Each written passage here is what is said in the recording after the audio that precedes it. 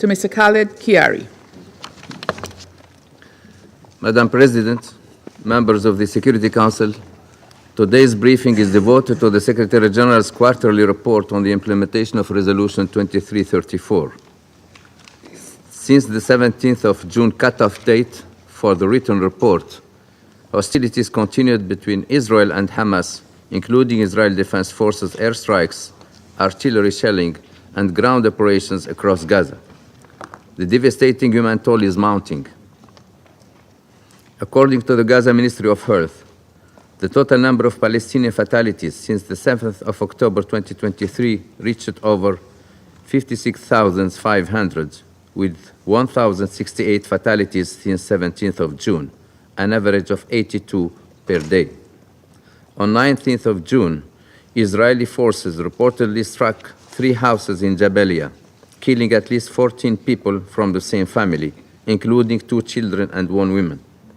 On 20th of June, 12 people, including 4 women, were reportedly killed when the IDF struck a residential building in Deir al-Balah. Amidst renewed evacuation orders and intensified airstrikes in Gaza City and Jabalia, another larger-scale military operation is expected in the area. According to the Israeli sources, since 17th of June, 9 members of the IDF were killed in hostilities in Gaza, including several soldiers killed when Hamas targeted their armored vehicle with an explosive device. Israel sources reported that more than 1,748 Israelis and foreign nationals have been killed in attacks in or originating from Gaza since 7 of October 2023. 50 hostages, including 1 woman, are still being held captive by Hamas and other Palestinian armed groups in Gaza. Attacks on Palestinians seeking aid continued, including frequent casualty incidents in the vicinity of militarized food distribution points and aid convoys. Since 17 of June, at least 580 Palestinians have been killed either trying to reach Gaza Humanitarian Foundation distribution points or waiting for other aid convoys, according to the Gaza Ministry of Health. On 17 of June, at least 50 people were killed and 200 were wounded in Khan Yunis when an IDF tank opened fire on a crowd of people waiting for World Food Program food trucks. On 24th of June, IDF troops reportedly opened fire near Gaza Humanitarian Foundation sites north of Al Bureish camp and northwest Rafah, killing 49 Palestinians and injuring 197 others. In the occupied West Bank, Israeli security forces continued operations in the northern part of the occupied West Bank. On 25th of June, a 15-year-old Palestinian was killed during an Israeli operation in Al Yamoun, west of Jenin. On the same day, an elderly woman was reported shot and killed by Israeli security forces in the Shufa refugee camp in East Jerusalem. Attacks by Israeli settlers in the occupied West Bank have intensified in recent days. On 19th of June, armed Israeli settlers, in the presence of Israeli forces, reportedly opened fire on Palestinians in the town of Surif, northwest of Hebron, killing 1 and injuring 7 others. On 25th of June, 3 Palestinians were killed during an assault on Kafr Malik, including arson, by Israeli settlers in the presence of the ISF. The following day, Israeli security forces dismantled the nearby Baal Adzor settlement outposts, leading to repeated clashes with settlers over several days. According to Israeli security forces, settlers threw stones at and assaulted Israeli soldiers, and on 27 June, Israeli security forces said settlers attempted to ram a military vehicle and threw stones, with ISF using live ammunition in response and possibly leading to the injury of a 14-year-old Israeli boy. Madam President, allow me to highlight some of the Secretary General's observations regarding the implementation of Security Council Resolution 2334 during the reporting period. The Secretary General once again strongly condemns the horrific attacks by Hamas and other Palestinian armed groups in Israel on 7 October 2023 and their continued holding of hostages in horrific conditions. Nothing can justify these acts of terror. We remain appalled that hostages may be subjected to ongoing ill treatment and that the bodies of hostages continue to be withheld. The Secretary General also unequivocally condemns the widespread killing and injury of civilians in Gaza, including children and women, and the destruction of homes, schools, hospitals, and mosques. The level of suffering and brutality in Gaza is unbearable. The continued collective punishment of the Palestinian people is unjustifiable. We remain deeply concerned by Israeli military operations in Gaza that render large areas of Gaza uninhabitable. We reject the forced displacement of the Palestinian population from any part of the occupied Palestinian territory, which would constitute a breach of international law obligations.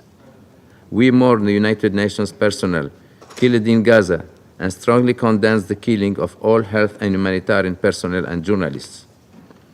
Following almost 80 days of Israeli denial of entry of all humanitarian commercial supplies into Gaza, supplies have started to enter Gaza at wholly inadequate levels, which do not meet the massive needs of the population.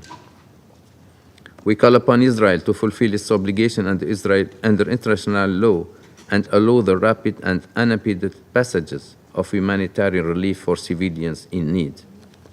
We strongly condemn the loss of lives and injuries of Palestinians seeking aid in Gaza, and we call for an immediate and independent investigation into these events and for perpetrators to be held accountable. The United Nations will not participate in any aid delivery modality that does not comply with the fundamental humanitarian principles of humanity, impartiality, independence, and neutrality.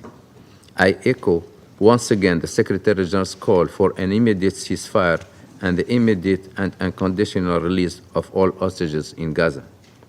Madam President, we remain deeply alarmed by relentless Israeli settlement expansion in the occupied West Bank, including East Jerusalem. The ever-growing settlement footprint contributes to settler-related violence, further entrenches the Israeli occupation, hampers the free movement of the population, and undermines the right of the Palestinian people to self-determination. We are deeply concerned by Israeli government's decision to resume formal land registration in Area C and the serious risk that this will facilitate further settlement expansion and entrenchment. The demolition and seizure of Palestinian-owned structures, including internationally funded humanitarian projects, entail numerous violations of international law and raise concerns about the risk of forcible transfer. The escalating violence in the occupied West Bank is alarming. Military operations by Israeli security forces in the northern West Bank have resulted in high levels of fatalities, including women and children, significant population displacement and destruction of homes and infrastructure, particularly refugee camps. We are concerned that the Palestinian Authority continues to face a deepening fiscal crisis that threatens to further undermine Palestinian institutions and basic service delivery. Increased Israeli clearance, revenues, deductions, and measures that introduce instability to the Palestinian financial sector should be urgently resolved. The international community must provide immediate support to the Palestinian government to strengthen its governance capacity, address its fiscal challenges, and prepare it to reassume its responsibilities in Gaza. This will require the establishment of political and security frameworks that can relieve the humanitarian catastrophe, start early recovery and reconstruction, address Israel's legitimate security concerns, and lay the groundwork for a political process to end the occupation and establish a viable two-state solution. We welcome reform steps undertaken by the Palestinian Authority, including the appointment of a Vice President of Palestine, and encourage continued reforms, urging international partners to support these efforts. We regret the need to suspend the high-level international conference for the peaceful settlement of the question of Palestine and the implementation of the two-state solution, and welcome the continued commitment of the co-chairs, France and the Kingdom of Saudi Arabia, to convene the conference as soon as possible. Madam President, allow me also a brief comment regarding the recent military escalation between Iran and Israel, which the Council has discussed in the past days. I reiterate the Secretary General's condemnation of the tragic and unnecessary loss of lives and injuries to civilians and damages to homes and critical civilian infrastructure. The Middle East region has been devastated by conflict and cannot withstand yet another major escalation. We welcome the 24 June ceasefire agreement announced by President Trump and commend the efforts of the United States in coordination with Qatar to end the hostilities. We hope that this ceasefire can be replicated in the other conflicts in the region. Nowhere is this more needed than in Gaza. Thank you. I thank Mr. Chiari for his briefing.